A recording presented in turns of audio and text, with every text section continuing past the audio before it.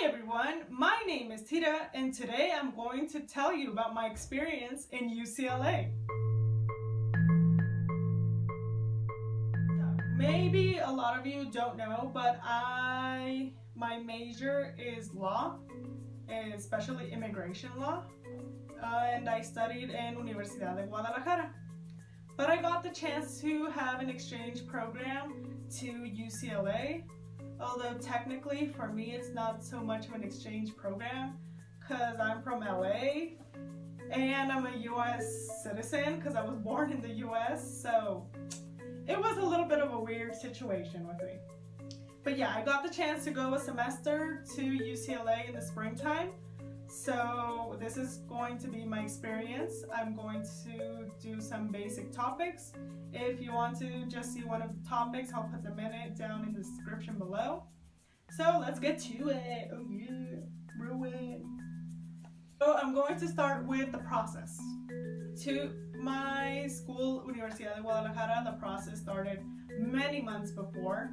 So you really need to plan it out to go to an exchange program or else you might fall behind. I fell behind anyway, so I didn't really plan it out very well. But yeah, I think the most important part of the process is the letter you make so they can send you out to an exchange program. Most people put in that letter like, oh, I want to go to an exchange program because it'll help me in my future and my career and blah blah blah, in a very general way. I mean, it's not a lie, but I feel like all the letters always say that. They always say, oh, it's going to help me out in my professional life and my career. I mean, that's obvious. Seriously. My letter was more written by the way that going to UCLA was my life dream, to be honest, and I'm not even lying. It was literally my life dream to go to UCLA.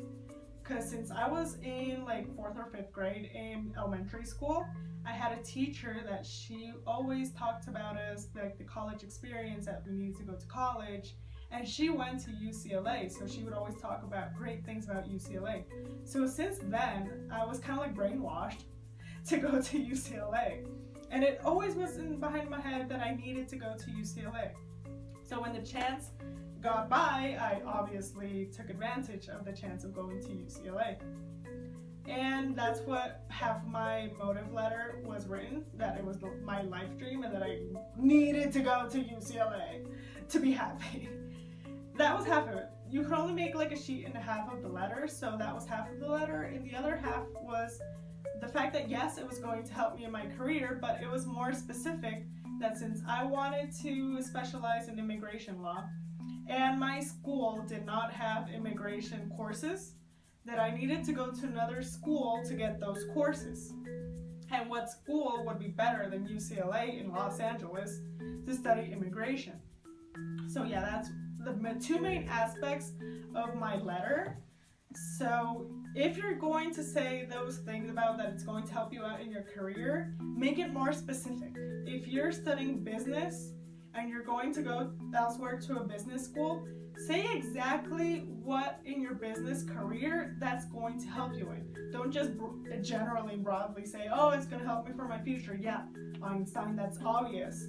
But you need to really be specific in what it's going to help you, so the school that's going to receive you can really want to receive you, and your home school will want to send you out. Or else if it's just going to help you in your career, your home school is going to be like, why am I going to pay thousands of dollars for you to go to another school if it's just going to help you in your future? You have to be very specific in what it's going to help you in. What I didn't really deal with the immigration process to get a student visa to go to the US. Since I'm a US citizen, I just got my exchange program approved and I left. I mean, I didn't really need to go further in the process, so I can't really tell you my experience because I didn't really have an experience. So, sorry. I registered online for my courses. That wasn't really a big deal because my home school, Universidad de Guadalajara, already does that method. So I just enrolled in 3 courses. If you're from the US, you know, like 3 courses are kind of like the general thing that you enroll in. If you're not from the US and you're used to getting 9 to 10 courses a semester, which is what we get in my school. 3 courses in the US is a lot of work, okay? So bear with me. I studied 3 courses, which was Immigration and Chicanos by Ofelia Cuevas, Mexico-US Relationships by Ruben Hernandez Leon, and Immigration Policies with Randall Akey. I'll tell you a little bit how my general experience with each teacher went. To start with Randall Akey, it was great because he was like an exchange teacher from Harvard, so I technically went to Harvard for one of my classes. It was like great. Yeah, but the thing is, the courses with him were fabulous because he really knew how to make studies based on like algebra formulas to predict immigration flows and immigration patterns. So I learned a lot from him. I did a very small theory compared to his that are like humongous. I can talk more about that theory if you want, like this video if you want to hear about my theory. But that theory is actually being proved right nowadays, so it was great. Like I can actually predict things in immigration thanks to that course. Maybe very minuscule, like small things, but it was fabulous. Next was with Ruben Hernandez Leon. That course was in Spanish, so one of the things that you need to know was Spanish because it was in Spanish, obviously. But I learned a lot about the Mexico-US history that sometimes we don't really know. We just judge and we don't know things. I also got to see a lot of past laws and actual laws, treaties, and a whole bunch of things that were so useful for me to understand the flow of the pattern of the immigration and the people flow from Mexico to the US and vice versa, how things were developing, why we're living how life is right now for immigrants because of the history we've had, how it affects that we're one of the largest land borders in the world. And if you're in UCLA and you can take that course with Mr. Hernandez, do so. Last but not least was a course that I had a very hard time with because the ideals of the teacher and like all her theories didn't really go with mine, to be honest, and that was Immigration and Chicanos with Ofelia Cuevas. I mean, I learned a lot because it really made me have a larger perspective of what Chicanos and Latinos that don't have a legal status in the US suffer. But at the same time, I don't know, maybe I'm just a stereotypical Chicana, but thing is that for her, everything was caused by racism, and I wasn't really of that life. Like, no, all the problems, social problems for her were because of racism. Even if you thought the course was, like the class that day wasn't gonna have anything to do with racism, she found a way to make it about racism. And I just, no. I mean, it was good because I really got into debate and stuff with because the majority, if not all of my classmates were Latino also, so they really identified with it, and I didn't. I don't know. The only classmate I really got along with and did homework and stuff with was with an Asian classmate. She was from China, so she had like a more broad way and general way of seeing it. She wasn't so into the racism thing as the rest of my classmates, so I really got along with her, but not with the rest of my classmates. If you want to know more about that experience, I can totally make a video. You can just comment down below if you want to know more about why I didn't really get along with them and what ideas they had that I didn't, and vice versa. So that's like the classes in general. The workload was, very heavy because we did a lot of investigation, a lot of homework, a lot of things. I feel like in Mexico we were really used to just copying and pasting information. That was it. That was our homework. And here you really need to investigate more, and you really need to cite your information, your authors. So yeah, it was intense. How much did it cost me to go to UCLA? That's a very interesting topic. Since UDG covers all the tuition, my tuition was technically 200 pesos or 10 bucks to go for the semester, so that wasn't too bad. And UDG also pays you your airfare for going back and forth to the US. I didn't get that benefit because since I didn't have the dates that I was going to leave and come back, because I didn't get the student visa. When you get a student visa, you need to tell immigration like what dates you go out and go in so you can get your airfare. But in my case, since I am a US citizen, I didn't really need to know when I was going to go and come back.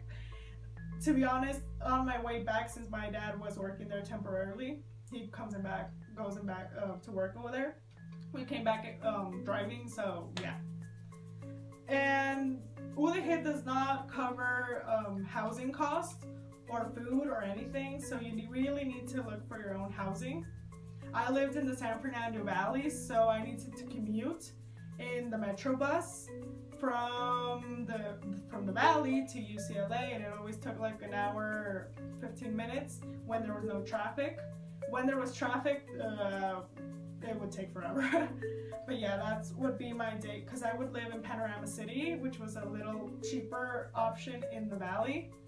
But if you're not from Los Angeles, consider that, yeah, the valley is a little bit cheaper than the Westwood or West Hollywood area where UCLA is, but it's pretty far. Since I'm from the valley, I didn't have a problem because I'm a valley girl, so yeah.